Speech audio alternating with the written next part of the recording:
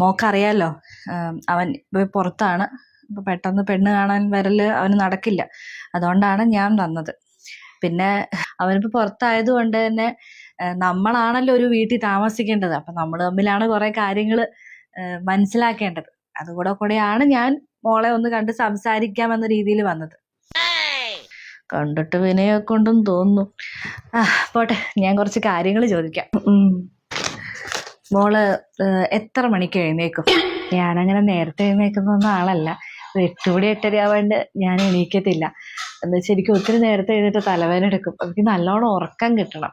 അപ്പോൾ എന്തായാലും ഒരു 8 മണി 8:30 ആവാതെ എഴുന്നേക്കാറില്ല. എന്തായാലും ഉള്ള കാര്യം പറഞ്ഞല്ലോ, അതെനിക്കിഷ്ടായി. രണ്ടാമത്തെ ചോദ്യം, വീട്ടിലെ ജോലികളൊക്കെ ചെയ്യാൻ അറിയോ? ഞാനൊരു വീട്ടു ജോലിക്കാരി ആയിട്ടല്ലല്ലോ ഇപ്പൊ കല്യാണം കഴിഞ്ഞ് പോകുന്ന വീട്ടിലോട്ട് പോകുന്നത്. അത്യാവശ്യം എനിക്ക് ചെയ്യാൻ അറിയാം. പക്ഷെ മറ്റുള്ളവർ ഭരിക്കുന്ന രീതിയിലാണെങ്കിൽ ഞാൻ ചെയ്യത്തില്ല. എന്നെ കൊണ്ട് പറ്റുന്നതൊക്കെ ഞാൻ ചെയ്ത് സഹായിക്കും. പക്ഷെ ആ വീട്ടിലെ പണികൾ മൊത്തം ചത്തുകുത്തി പണിയെടുക്കാന്ന് പറഞ്ഞാൽ ഞാൻ എന്തായാലും ചെയ്യത്തില്ല. പിന്നെ കല്യാണം കഴിഞ്ഞ് പോകുന്ന വീട്ടിലെ അവർക്ക് വേണ്ടത് എന്നെ ഒരു വേലക്കാരി ആയിട്ടല്ലല്ലോ, മകന്റെ ഭാര്യയായിട്ട് അല്ലെങ്കിൽ ഒരു മരുമകളായിട്ടല്ലേ. അത്ര കുറഞ്ഞ പുള്ളി അല്ലല്ലോ. അല്ല, ഞാൻ ചോദിച്ചതേ ഉള്ളൂ. മൂന്നാമത്തെ ചോദ്യം, ഇപ്പോ നമ്മൾ തമ്മിൽ ഒരു വഴക്കുണ്ടായെന്ന് വിചാരിക്കും. ചെറിയ എന്തെങ്കിലും ഒരു കാര്യം എന്തെങ്കിലും ആയിക്കോട്ടെ, വീട്ടിലൊരു വഴക്കുണ്ടായോ അല്ലെങ്കിൽ ഞാനൊരു വഴക്ക് പറഞ്ഞു, അപ്പൊ മോളുടെ പ്രതികരണം എങ്ങനെയായിരിക്കും?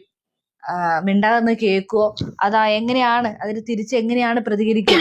വഴക്ക് അതൊക്കെ എല്ലാ വീട്ടിലും ഉണ്ടാവുന്ന കാര്യം. ഇപ്പൊ ഞാനും അമ്മയും തമ്മിൽ വഴക്കുണ്ടാവാറുണ്ട്. അതൊക്കെ എല്ലാ വീട്ടിലും ഉണ്ടാവാറുള്ളതാണ്. പക്ഷെ കാര്യമുള്ള കാര്യത്തിനാണെങ്കിൽ ഞാൻ കേൾക്കും. ഇപ്പൊ എന്റെ ഭാഗത്ത് നല്ല മിസ്റ്റേക്ക് ഉണ്ടെങ്കിൽ ഞാനത് അക്സെപ്റ്റ് ചെയ്യും. പക്ഷെ കാര്യമില്ലാത്ത കാര്യമാണെങ്കിൽ എന്റെ വായിന്നും കേൾക്കും. എന്റെ നാക്ക് വെറുതെ ഇരിക്കുകയല്ലല്ലോ. പിന്നെ നിസ്സാര കാര്യത്തിനൊക്കെ വഴക്കുണ്ടാക്കാൻ വരിക, അല്ലെങ്കിൽ വഴക്കുണ്ടാക്കണത് മനഃപൂർവ്വം ഉദ്ദേശിച്ച് ഇറങ്ങി തിരിഞ്ഞ ആൾക്കാരുണ്ടല്ലോ, അവരുടെയൊക്കെ കാലേ വരെ നിരത്തടിക്കാൻ പോലും എനിക്ക് മടിയില്ല. ഒരു നടക്ക് പോകത്തില്ല. അല്ല, എല്ലാം അറിഞ്ഞിരിക്കണമല്ലോ, അതുകൊണ്ട് ഞാൻ ചോദിച്ചെന്നേ ഉള്ളൂ.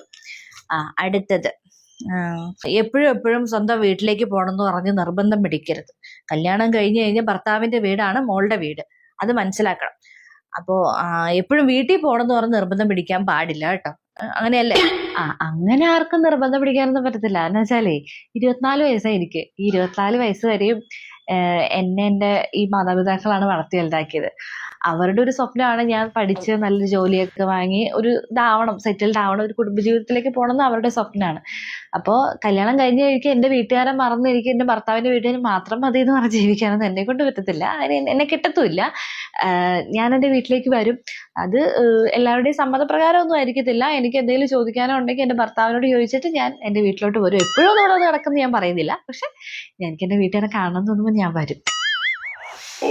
കാര്യം എന്നെയാണല്ലോ ഇവിടെ നിന്ന് പറിച്ചെടുത്തോണ്ട് പോകുന്നത്. ഇപ്പൊ എന്നെ കല്യാണം കഴിക്കുന്ന വ്യക്തി അവരവരുടെ മാതാപിതാക്കളുടെ കൂടെ തന്നെയാണ് താമസിക്കുന്നത്. പക്ഷെ എന്നെയാണ് ഞാൻ ഇത്രയും കാലം ജീവിച്ച എന്റെ മാതാപിതാക്കളെയൊക്കെ വിട്ടു പോരുമ്പോൾ ആ ഒരു കൺസിഡറേഷൻ എനിക്ക് കിട്ടണം. എനിക്ക് എന്റെ മാതാപിതാക്കളെ കാണാൻ തോന്നുമ്പോൾ ഞാൻ വരും, അത്രേ ഉള്ളൂ. ശരി, അവസാനം ഒരു കാര്യം കൂടി. എനിക്ക് ഈ ഭക്ഷണ കാര്യത്തിലൊക്കെ കുറച്ച് നിബന്ധനകളൊക്കെ ഉള്ള ആളാണ്. അത്യാവശ്യം ഭക്ഷണമൊക്കെ ഉണ്ടാക്കാൻ അറിയുമെന്ന് വിചാരിക്കുന്നു. ഇല്ലെങ്കിൽ കല്യാണം കഴിയണതിന് മുന്നേ അതൊക്കെ പഠിച്ചേക്കണം. പിന്നെ എനിക്ക് കുറച്ച് ചിട്ടകളുണ്ട്. ഉപ്പ് കൂടരുത്, എരിവ് കുറയണം, അങ്ങനെ മറ്റേ പുളി കൂടരുത്, അങ്ങനെ കുറച്ച് കാര്യങ്ങളുണ്ട്. അപ്പൊ അതിനനുസരിച്ച് എനിക്ക് ഭക്ഷണം ഉണ്ടാക്കി തന്നേക്കണം. അത് ചെയ്യാൻ പറ്റണം. അത് ഞാൻ പറഞ്ഞില്ലെന്നും വേണ്ട. തരം ഭക്ഷണമൊക്കെ ഉണ്ടാക്കി തരണമെങ്കിൽ ഒരു ഷെഫിനോ അല്ലെങ്കിൽ ഒരു വീട്ടുവേലക്കാരി അങ്ങ് വെച്ചാൽ പോരെ. ഈ കണ്ടീഷൻസ് ഒക്കെ വെച്ച് വെക്കുമ്പോൾ അതായിരിക്കും നല്ല. മരുമോളെ അല്ല വേണ്ടത്. പിന്നെ ഞാൻ ഒരു കാര്യം പറയാം, എനിക്ക് അത്യാവശ്യമൊക്കെ ഉണ്ടാക്കാനൊക്കെ അറിയാം, ഭക്ഷണമൊക്കെ ഉണ്ടാക്കാൻ അറിയാം. പക്ഷെ അത് എന്റെ രീതിയിൽ ഉണ്ടാക്കാനേ എനിക്ക് അറിയത്തുള്ളൂ. അല്ലാണ്ട് മറ്റുള്ളവരുടെ ആവശ്യങ്ങൾക്ക് അനുസരിച്ച് തരം ഉണ്ടാക്കി നിർബന്ധങ്ങളൊക്കെ ഉണ്ടെങ്കിൽ അവരവർക്ക് വേണ്ടത് അവരവരുണ്ടാക്കി കഴിക്കുക. എനിക്ക് പറ്റുക ഞാൻ ഉണ്ടാക്കി തരും, കഴിക്കാൻ പറ്റുക കഴിക്കാം. പിന്നെ ഇങ്ങോട്ട് എന്തായാലും കുറെ കാര്യങ്ങൾ ചോദിച്ചല്ലേ, ഇനി ഞാൻ കുറച്ച് അങ്ങോട്ട് പറയാം. എനിക്കൊരു ജോലിയുണ്ട് കേട്ടോ. അപ്പോൾ ഞാൻ കഷ്ടപ്പെട്ട് പഠിച്ച് ഉണ്ടാക്കിയെടുത്തൊരു ജോലിയാണ്. അപ്പൊ ആ ജോലിക്ക് എനിക്ക് പോകണം. കല്യാണം കഴിഞ്ഞ് വീട്ടില് ഇപ്പോ ആരുടെ ആണെങ്കിലും മകന്റെ ഭാര്യയായിട്ട് അല്ലെങ്കിൽ കുട്ടികളെയൊക്കെ നോക്കിയിരിക്കാൻ എന്നെ കൊണ്ട് പറ്റത്തില്ല. കൊച്ചുങ്ങൾ വേണം, പക്ഷെ എനിക്ക് എന്റെ ജോലി കളയാൻ പറ്റത്തില്ല. വീട്ടുവേലക്കാരിയായിട്ടല്ല ഞാനൊരു വീട്ടിലേക്കും കല്യാണം കഴിഞ്ഞ് പോകാൻ ഉദ്ദേശിക്കുന്നത്. പിന്നെ ജോലി എനിക്ക് പോകണം, ജോലിക്ക് പോകണമെന്ന് പറയുന്നവര് അങ്ങനെ എന്തെങ്കിലും ഉദ്ദേശം ഉണ്ടെങ്കിൽ അത് ഇപ്പൊ തന്നെ അങ്ങ് പറഞ്ഞേക്കണം കേട്ടോ. പിന്നെ എന്റെ ഭർത്താവിന്റെ കാര്യങ്ങളെല്ലാം ഞാൻ നോക്കും. പക്ഷെ ആ വീട്ടിലെ കാര്യങ്ങളും കുറച്ചൊക്കെ നോക്കും. പക്ഷെ എല്ലാം കൂടെ എന്റെ തലയിലിട്ട് ഒരു വീട്ടുജോലിക്കാരിയായിട്ട് എന്നെ കാണരുത്. അതെനിക്കൊരു വലിയൊരു ഡിമാൻഡ് ഉണ്ട് കേട്ടോ. പിന്നെ എന്റെ തലയിൽ കയറി നിറങ്ങാൻ വരരുത്. എനിക്ക് തീരെ ഇഷ്ടമുള്ള കാര്യമല്ല. പിന്നെ ഞാനും എന്റെ ഭർത്താവും തമ്മിൽ പല പ്രശ്നങ്ങളൊക്കെ ഉണ്ടാവുമായിരിക്കും.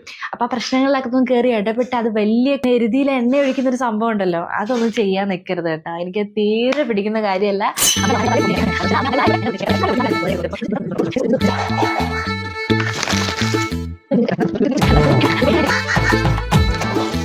ഇതൊക്കെയാണ് എന്റെ കണ്ടീഷൻസ്. ദൈവമേ, വെള്ളം വേണോ? ഓ വേണ്ട. അതെ, ഞാൻ മോനോടായിട്ടൊന്ന് ആലോചിക്കട്ടെ കേട്ടെ. നന്നായിട്ടൊന്ന് ആലോചിക്കണം. ആലോചിച്ചിട്ട് പറയാം കേട്ടോ. പറഞ്ഞാൽ മതി, ആലോചിച്ചിട്ട് പറഞ്ഞാൽ. ശരി എന്നാ.